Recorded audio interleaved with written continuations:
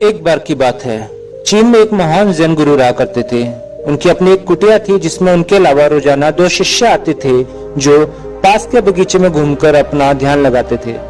अगर हम बात करें जैन की, तो जैन में किसी भी तरह से आप ध्यान लगा सकते हैं। आपको बैठने की जरूरत नहीं है। अब आप चाहे तो आप चलते हुए, आप सोते हुए, आप खाते हुए, आप पीते हुए भी ध्यान लगा सकते हैं। तो जब वो दोनों शिष्य टहल रहे थे, उस समय उनमें से एक शिष्य कहता है कि मेरा रोजाना मन करता है कि घूमते फिरते मैं धूम्रपान करूं। जिसपे दूसरा शिष्य कहता है कि मेरा भी बहुत ज्यादा मन करता है कि मैं जिस समय टहल रहा हूं उस समय मैं भी धूम्रपान करूं। लेकिन दोनों डरते थे कि कहीं उनके गुरु इस बात से नाराज ना हो जाए। अंत में वो दोनों ये फैसला करते हैं कि अगले दिन वो आएंगे और गुरु से इस बारे में पूछेंगे और उनसे इस चीज की इजाजत लेंगे। अगले दिन एक शिष्य आता है, वो गुरु के पास जाता है, लेकिन गुरु उसकी बात के लिए राजी नहीं होते और उसको वापस भेज देते हैं। जब वो कुटिया से बाहर निकलकर बगीचे में पहुंचता है तो वो देखता है कि दूसरा शिष्य तंबाकू रगड़ रहा होता है। इस पर वो शिष्य बहुत ज्यादा गुस्सा होता है और कहता है कि तुम क्यों तंबाकू रगड़ रहे हो?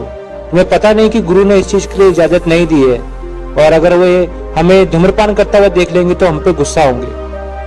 इस पर वो दूसरा शिष्य कहता है कि ऐसी बात नहीं है, मैं गुरु के पास गया था, मैंने उनसे पूछा तो उन्होंने मुझे इजाजत दे दी। तो इस पे पहला शिष्य बहुत ज्यादा हैरान होता है। वो कहता है कि ऐसे कैसे हो सकता है, उन्होंने मुझे इजाजत नहीं दी और तुम्हें कैसे इजाजत दे दी? चलो बात करके एक बार देखते हैं। लेकिन उनके बात करने से पहले ही दूसरा शिष्य कहता है कि एक बार बताओ कि तुमने गुरु से पूछा क्या था? इस पर पहला शिष्य कहता है कि मैं गुरु के पास गया और मैंने गुरु से पूछा कि क्या मैं ध्यान लगाते हुए धूम्रपान कर सकता हूं, जिस पर गुरु ने मना कर दिया था। इस पर दूसरा शिष्य हंसते हुए कहता है कि भाई, मैं गुरु के पास गया था लेकिन मैंने उनसे कुछ और पूछा। मैंने उनसे ये पूछा कि क्या मैं धूम्रपान करते हुए ध्यान लगा सकता हूँ। इस पर गुरु ने मुझे इजाजत दे दी थी। फिर उसने अपने दूसरे शिष्य या फिर अपने दूसरे दोस्त को यह बताया कि भाई, बात सिर्फ शब्दों की है।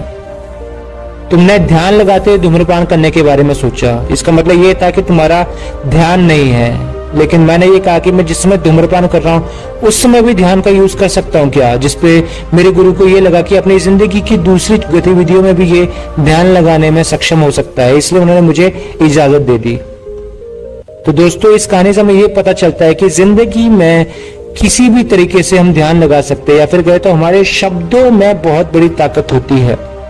ध्यान तो आप लगा ही सकते हैं, लेकिन साथ साथ आप ये समझिए कि अगर आपने कभी भी किसी को कोई शब्द कह दिए तो वो शब्द उनके लिए बहुत ज्यादा सकारात्मक भी हो सकते हैं और बहुत ज्यादा नकारात्मक भी हो सकते हैं। तो हमेशा जिंदगी में अगर आप किसी से बात कर रहे, किसी को कोई सलाह दे रहे या फिर कुछ भी कर रहे, तो अपने शब्दों का चयन बहुत अच्छे से करें, क्योंकि आपके शब्द किसी की जिंदगी बदल सकते हैं।